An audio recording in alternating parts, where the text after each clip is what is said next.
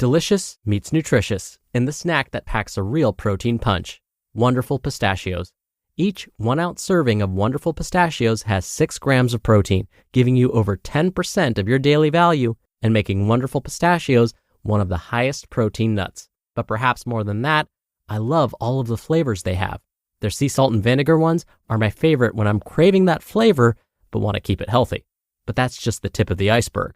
Wonderful Pistachios come in a variety of flavors, like chili roasted, honey roasted, smoky barbecue, and jalapeno lime, perfect for enjoying with family and friends or taking them with you on the go. Whether you're a pistachio purist who loves cracking open every nut, or you prefer the convenience of no-shells pistachios, Wonderful Pistachios has got you covered. Grab Wonderful Pistachios and elevate your snacking game today. So fill up with a healthy snack when hunger strikes. Visit wonderfulpistachios.com to learn more. That's wonderfulpistachios.com. Ryan Reynolds here for, I guess, my 100th Mint commercial.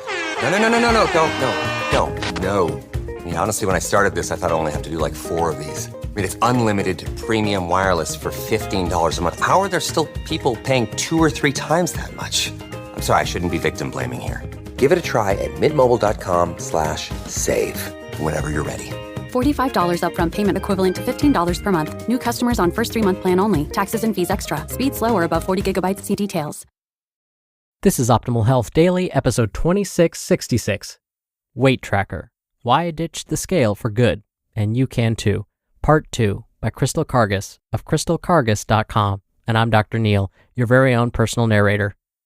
Hey there, and welcome back to Optimal Health Daily, where I simply read to you from the best health and fitness blogs, always with permission from the sites, and always with a bit of my commentary at the end.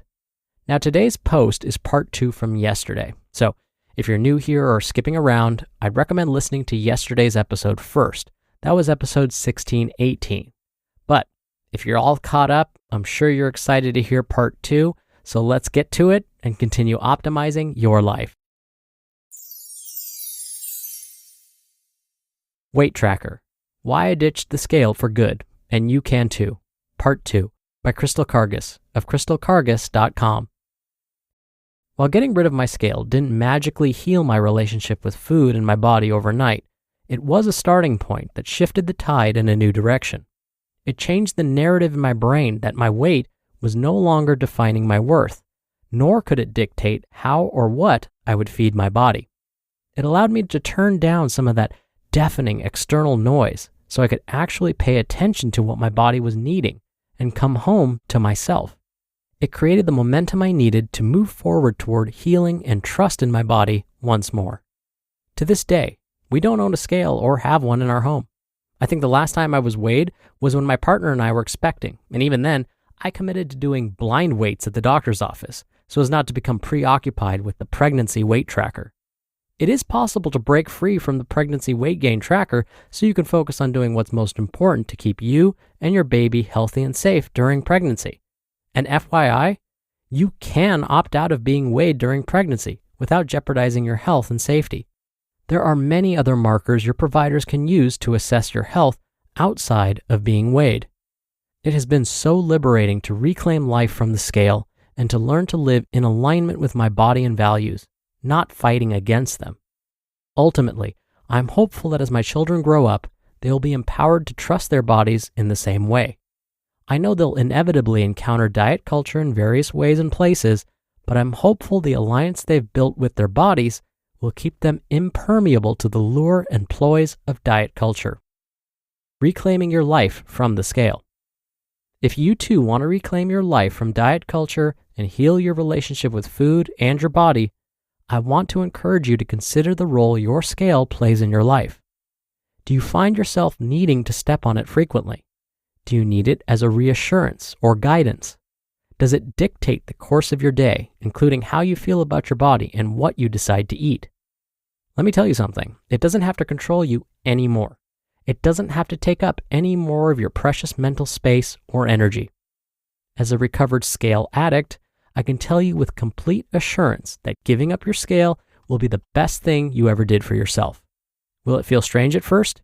Yes. Is it possible to live without it? Also, yes. Not just live, but thrive and take a powerful step forward in reclaiming your life from diet culture. It starts with awareness, understanding the role your scale may be playing in your life and the power it may have over you. Then it's a matter of acknowledging enough is enough and deciding how you want to get rid of your scale. Do you want to throw it out with the trash? Smash it to smithereens with the sledgehammer? That could actually be super therapeutic. Remove it from your home and your life and give yourself full permission to start living, eating, and being without it. Trust me on this one, you will not regret your decision. And when you're toying with the idea but not sure if you're ready to let it go, keep your whys in mind as your motivation. Here are just a few reasons why you would benefit from getting rid of your scale. More mental space to focus on the things that really matter in your life. More clarity around how to listen to your body. The capacity to enjoy freedom with food.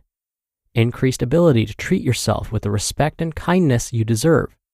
The ability to model body respect and kindness to your children. And stopping diet culture from entering into another generation. There's no better time than now to take this brave step forward to making peace with food and your body and reclaiming your life from diet culture. It starts by creating the change you want to see for your own children. You don't have to wait until you've reached a certain weight or clothing size to break up with your scale. You can do it today and start enjoying the freedom that comes with separating yourself and your worth from a number. Don't I need weight control to be healthy? One of the common pushbacks I get from this idea of surrendering the scale has to do with weight control for the sake of being healthy.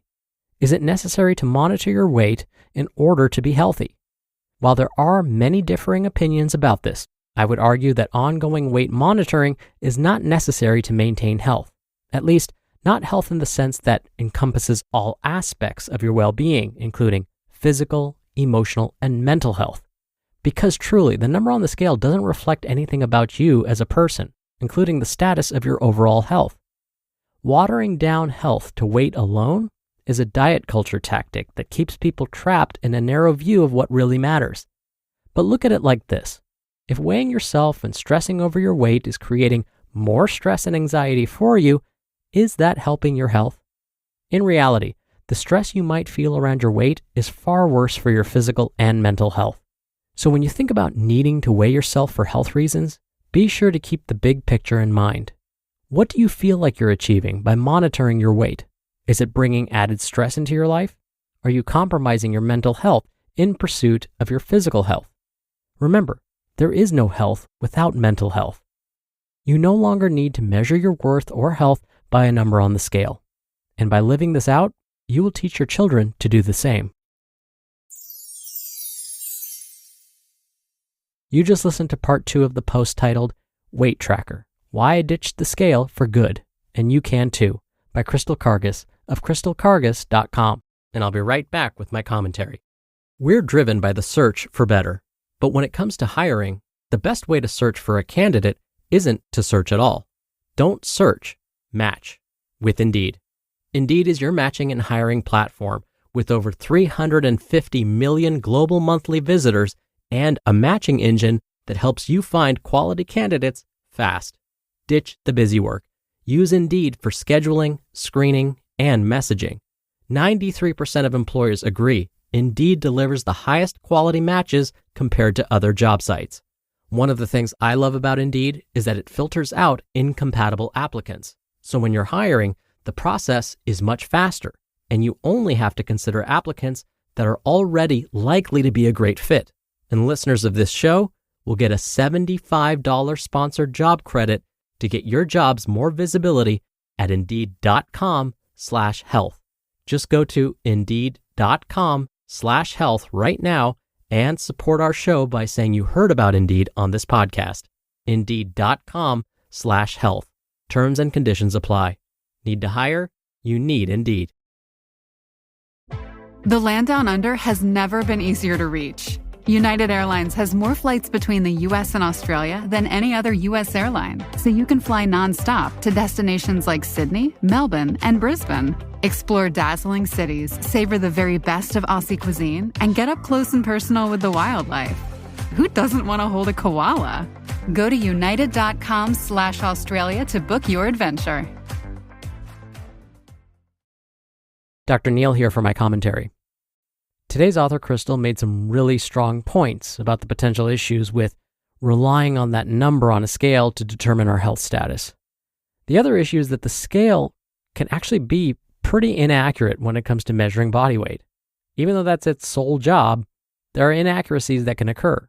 For example, if we weigh ourselves wearing different clothes each time, that's going to give us an inaccurate measure of any changes to our body weight. This is because our clothes can add up to 6 pounds to our body weight. And if we weigh ourselves wearing jeans and a sweatshirt one day and shorts and a t-shirt the next, any changes we see on the scale could be just because of the change in clothes. That's why it's recommended we always weigh ourselves wearing the same clothes or wearing just our birthday suits.